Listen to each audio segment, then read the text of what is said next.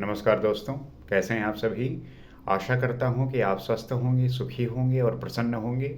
श्रीमद् भागवत गीता में आपका स्वागत है। हम यहाँ समझने का प्रयास करते हैं कि जो जीवन है और जीवन से जुड़े हुए जो आपके संबंध हैं, आपके जो नियम हैं, जो आप जिन धारणाओं से जीते हैं और उन विषयों को समझते हुए, उन विषयों को जानते हुए इस संसारिक जीवन में किस प्रकार से आप अपने आप को रखते हैं, किस प्रकार से ढालते हैं, लोगों के प्रति आपका रिश्ता क्या है, उनके साथ व्यवहार कैसा है।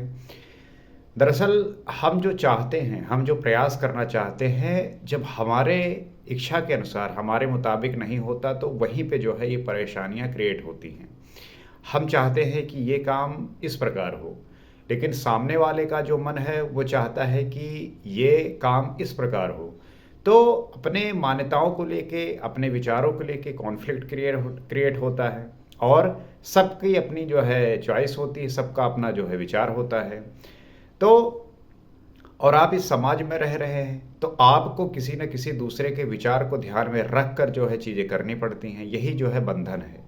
आप करना कुछ और चाहते हैं, परंतु समाज के भय से, अपने परिवार के डर से, लोगों के भय से आप ऐसे काम करते हैं जो आपको बांधता है, और जब ये बांधता है तो आप जो है परेशान होते हैं, दुखी होते हैं। जब ये दुख बढ़ जाता है और जब आप इसको कंट्रोल नहीं कर पाते, आप चाह कर के भी बहुत प्रयास करते हैं, लेकिन ये दिन दिन प्रतिदिन जो है दबता जाता है, बढ़ता जाता है, फिर एक दिन जो है ये फटता है, और जब वो फटता है तब लोगों को वो समाचार मिलती है, वो न्यूज़ बनती है। आप देखिए, न्यूज़पेपर उठा के देखिए, वहाँ पे आप देखेंगे कि जितने सारे न्यूज़ होते हैं वो सब कॉमन नहीं होते, साधारण नहीं होते। वो कुछ ऐसे होते हैं जो कॉमन नहीं है, कुछ ऐसा हुआ है जो आपको सुन के, देख के आप अचंभित होते हैं। इसीलिए तो लोग न्यूज़ पसंद करते हैं देखना, कि साधारण जीवन सबका चल रहा था लेकिन उसने कुछ ऐसा किया कि जो लोग बिल्कुल अचंभित हो गए, अरे ये क्या हो गया। तो इस प्रकार के इस प्रकार के जो है स्वभाव से, इस प्रकार के आचरण से ऐसी जो है प्रवृत्ति क्रिएट होती है।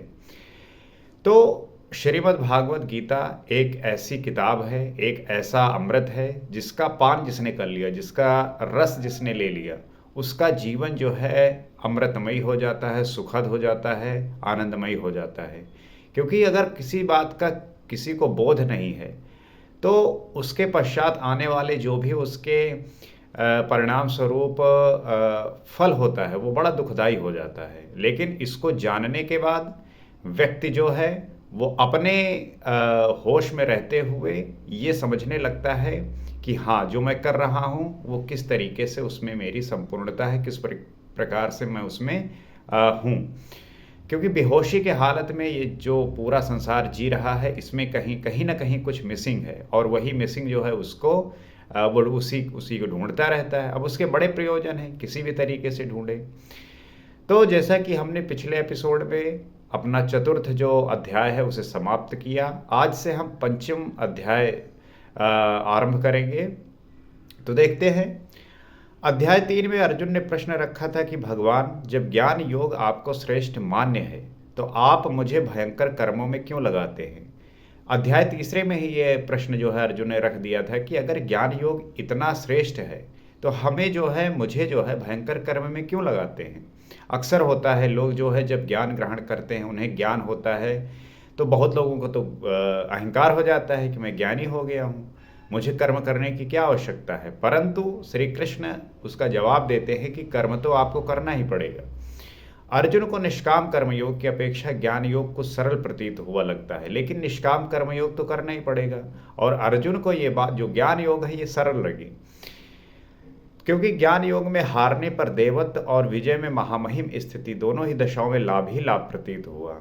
तो ज्ञान योग में हारने पर देवत्व प्राप्त होता है और विजय होने पर महामहिम की स्थिति, तो दोनों भी स्थितियों में जो है आपको लाभ ही लाभ है। तो जब तक अर्जुन ने भली प्रकार समझ लिया कि दोनों ही मार्गों में कर्म तो करना ही पड़ेगा, अर्थात योगेश्वर उसे संशय रहित होकर तत्वदर्शी महापुरुष की शरण लेने के लिए भी प्रेरित करते हैं, क्योंकि समझने के लिए वही एक स्थान है। अतः दोनों मार्ग में से एक से चुनने से पूर्व उसे निवेदन किया। तो आप कोई भी मार्ग में जाइए, चाहे ज्ञान योग में, चाहे निष्काम कर्म योग में, चाहे भक्ति योग में, आपको कर्म तो करना ही पड़ेगा। तो उसी को जो है अर्जुन कह रहे हैं कि संन्यासम कर्मणाम कृष्ण पुनर्योगम च संससि यक्षेय येत योरेकम तन्मे ब्रूहि सुनिश्चितम। वो श्री कृष्ण से कह रहे हैं, हे श्री कृष्ण, आप कभी संन्यास माध्यम से किए जाने वाले कर्म की और कभी निष्काम दृष्टि से किए जाने वाले कर्म की प्रशंसा करते हैं। इन दोनों में से एक जो भली प्रकार आपका निश्चय किया हो, जो परम कल्याणकारी हो, उसे मेरे लिए कहिए। मार्ग ईश्वर को प्राप्त करने के मार्ग कई सारे होते हैं। जैसा कि एक तो आप भक्त ज्ञान योग के माध्यम से प्राप्त कर सकते हैं, एक आप भक्ति योग के माध्यम से प्राप्त कर सकते हैं। तो रास्ते चाहे जो हो, परंतु प्राप्त करना ईश्वर को है। तो अर्जुन वही कह रहे हैं कि जो मेरे लिए उपयुक्त हो, जो मैं आसानी से प्राप्त कर सकूं, वो जो है मेरे लिए कहिए। तो कहे जाने के लिए आपको दो मार्ग बताए जाएं, जो आप सुविधापूर्वक मार्ग अवश्य पूछेंगे। यदि नहीं पूछेंगे तो आप जानने वाले नहीं हैं। इस पर योगेश्वर श्री कृष्ण कहते हैं। तो जैसा कि पिछले श्री कृष्ण ने पिछले अध्याय में बताई था, तो फिर कहते हैं कि संन्यास कर्म योगस्य निह श्रेयस करा वुभौ तयस्तु कर्म संन्यासात् कर्मयोगो विशिष्यते। तो कह रहे हैं कि अर्जुन, संन्यास माध्यम से किया जाने वाला कर्म, ज्ञान मार्ग से किया जाने वाला कर्म और कर्म योग अर्थात निष्काम भावना से किया जाने वाला कर्म, ये दोनों ही परम श्रेय को दिलाने वाले हैं। तात्पर्य यह है कि चाहे आप संन्यास माध्यम से जो किए जाने वाला कर्म है, चाहे वो ज्ञान मार्ग से हो, चाहे वो कर्म मार्ग से हो अर्थात निष्काम भावना से हो, दोनों ही अवस्था में आप जो है परम श्रेय को प्राप्त करोगे। परंतु इन दोनों मार्गों में संन्यास अथवा ज्ञान दृष्टि से किए जाने वाले कर्म की अपेक्षा निष्काम कर्म योग श्रेष्ठ है। फिर भी जो है इसमें बता रहे हैं कि दोनों मार्गों में संन्यास अथवा ज्ञान दृष्टि से किए जाने वाले कर्म की अपेक्षा निष्काम कर्म योग श्रेष्ठ है। प्रश्न स्वाभाविक है कि श्रेष्ठ क्यों है। अब यहाँ पे जो है श्री कृष्ण ने इस बात को बता रहे हैं कि जो निष्काम कर्म योग है वो ज्ञान योग की अपेक्षा ज़्यादा श्रेष्ठ है। तो प्रश्न उठता है कि ज़्यादा श्रेष्ठ क्यों है, क्यों जो है निष्काम कर्म योग ज़्यादा श्रेष्ठ है। तो उस पर कहते हैं, गेया सा नित्य सन्यासी यो न द्वेष्टि न कांक्षति निर्द्वंदो ही महाबाहो सुखम बंधात प्रमुच्यते। वो कहते हैं, हे अर्जुन, जो न किसी से द्वेष करता है न किसी की आकांक्षा करता है, वो सदैव सन्यासी ही समझने योग्य है। क्या बात कही है। और हर एक व्यक्ति को ये जो है लाइन लिख के और चिपका लेना चाहिए, हाथ में ऐसे लिख लो। क्या नहीं करना कि जो न किसी से द्वेष करता है, ऐसा व्यक्ति जो किसी से द्वेष न करता हो, न किसी की आकांक्षा करता है और ना ही किसी भी चीज़ की आकांक्षा करता है कि मुझे ये मिल जाए, ऐसा हो जाए, अगर इस प्रकार हो जाए तो कितना मजा आए। हर एक व्यक्ति यही तो सोचता रहता है कि काश ये चीज़ इस प्रकार हो जाए, और अगर उसके अनुसार होने लगे तो बस वही उसका आनंद है। परंतु होता कहाँ है, इसी वजह से वो व्यक्ति परेशान होता है। अर्थात उसकी कामना है, इच्छा है कि ऐसा हो जाए, और जब तक आप इच्छा का जो है बोझ लेते हुए घूमेंगे, आपको परेशानी दुख तो रहेगा ही। तो वो यही कहते हैं, हे अर्जुन, जो किसी से द्वेष न करता हो, द्वेष का तो ये हाल है कि आप दोस्त ही हो। जब तक आप एक जैसे हो तब दोस्त हो, और जब कोई दोस्त आगे बढ़ने लगता है तो वही दोस्त जो है उससे ईर्ष्या करने लगता है, द्वेष करने लगता है। तो किस प्रकार का वो दोस्त हुआ। तो और जो आकांक्षा नहीं करता किसी भी चीज़ की, तो वो जो है सन्यासी समझने योग्य है, चाहे वो ज्ञान मार्ग से या निष्काम कर्म या कर्म मार्ग से ही क्यों ना हो। तो चाहे वो ज्ञान मार्ग से हो और चाहे निष्काम कर्म योग से हो, दोनों ही अवस्था में वो जो है सन्यासी समझने योग्य है। चाहे राग द्वेष आदि द्वंद्वों से रहित वो पुरुष सुख पूर्वक भाव बंधन से मुक्त हो जाता है, तो फिर वो चाहे राग द्वेष इन द्वंद्व से जो है रहित हो जाता है, और वो व्यक्ति सुखपूर्वक जो है भाव बंधन से मुक्त हो जाता है। अर्थात उसका इस लोक बंधन से किसी भी प्रकार का प्रयोजन नहीं रह जाता। जब तक इस संसार से प्रयोजन है तभी तक जो है आपको दुख है, तभी तक आपको परेशानी है। तो ये आकांक्षा और किसी से द्वेष करना, ईर्ष्या रखना, इसे आपको जितनी जल्दी हो सके आप छोड़ दीजिए, अन्यथा आपका जीवन सदैव पीड़ित रहेगा, परेशान रहेगा। आगे कहते हैं कि सांख्य योगो पृथक बाला प्रवदंती ना पंडिता एकम एकम प्यायस्थिता सम्य सम्य गुभ सम्य गुभयोर विंदते फलम। निष्काम कर्म योग तथा ज्ञान योग, इन दोनों को वही अलग अलग बताते हैं जिनकी समझ इस पथ में अभी बहुत हल्की है। अगर कोई ये बात कहता है कि ज्ञान योग और निष्काम कर्म योग दोनों अलग अलग हैं और इसकी समझ इस पथ में अभी हल्की, अगर कोई ये कहे कि ज्ञान मार्ग और मतलब ज्ञान योग और निष्काम कर्म योग दोनों अलग अलग हैं, अगर कोई ऐसा आपको कह रहा है, इसका मतलब कि उसकी समझ अभी बहुत हल्की है। ना ही पूर्ण ज्ञाता पंडित लोग, क्योंकि दोनों में से एक में भी अच्छी प्रकार स्थित हुआ पुरुष दोनों के फल रूप परमात्मा को प्राप्त होता है। तो तात्पर्य यह है कि जो पूर्ण ज्ञाता पंडित हैं वो यही कहेंगे कि दोनों का अपना जो है महत्व है, उसे किस प्रकार से एक दूसरे से आप जोड़ेंगे, ये महत्वपूर्ण बात है।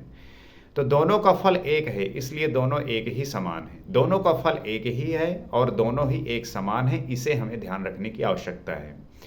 इसी बात पे लोगों के झगड़े हो जाते हैं, लड़ाइयाँ हो जाती हैं। वो कहते हैं कि ज्ञान योग अलग है और जो कर्म योग है, निष्काम कर्म योग है, वो अलग है। दरअसल इसको हमें एक साथ लेके चलना है और इसे समझते हुए चलना है। दोनों का अपना महत्व है। आगे कहते हैं यात संगैख्य प्राप्यते स्थानम तद्यो गैरपि गम्यते एकम संख्याम च योगम च या पश्यति सा पश्यति। जहाँ सांख्य दृष्टि से कर्म करने वाला पहुँचता है, वही निष्काम माध्यम से कर्म करने वाला भी पहुँचता है। तो सांख्य दृष्टि से जिस प्रकार से कर्म करने वाला पहुँचता है, उसी प्रकार से निष्काम माध्यम से भी कर्म करने वाला पहुँचता है। इसलिए जो दोनों को फल की दृष्टि से एक देखता है, वही यथार्थ जानने वाला है। तो जो व्यक्ति दोनों को एक दृष्टि से देखता है, चाहे वो किसी भी मार्ग से आया हुआ हो, वो यथार्थ को जानने वाला है, वही समझता है। और जब दोनों एक स्थान पर पहुंचते हैं तो निष्काम कर्म योग विशेष क्यों है, तो दोनों एक ही स्थान पर पहुंचते हैं। चाहे कोई इस रास्ते से आए, चाहे निष्काम कर्म योग से आए, चाहे ज्ञान योग से आए, पहुंचता एक ही जगह है। तो इसमें जो है कोई विशेष क्यों हुआ, इसके आगे श्री कृष्ण और बातें करते हैं और इसको हम जो है अगले एपिसोड में जिक्र करेंगे, बात करेंगे। तो इस उम्मीद से तो आप समझ ही गए होंगे कि ज्ञान योग, निष्काम कर्म योग और इस पे चलने वाले जो साधक हैं वो किस मार्ग को चुने। क्योंकि अर्जुन का जो प्रश्न था वो यही था कि मेरे लिए कौन सा मार्ग अच्छा होगा। तो इसी को जो है श्री कृष्ण ने बताया कि अच्छा निर्भर करता है कि किस प्रकार से आप उसको देखते हैं, किस प्रकार से उसमें आप प्रोसेस करते हैं, काम किस प्रकार से करते हैं, अर्थात उसमें आपका मन कैसे लगेगा। तो इसको जो है साधने की आवश्यकता है। और दोनों मार्गों से, चाहे निष्काम कर्म योग हो और चाहे ज्ञान योग हो, दोनों मार्गों से चलता हुआ व्यक्ति वहीं पहुंचना है।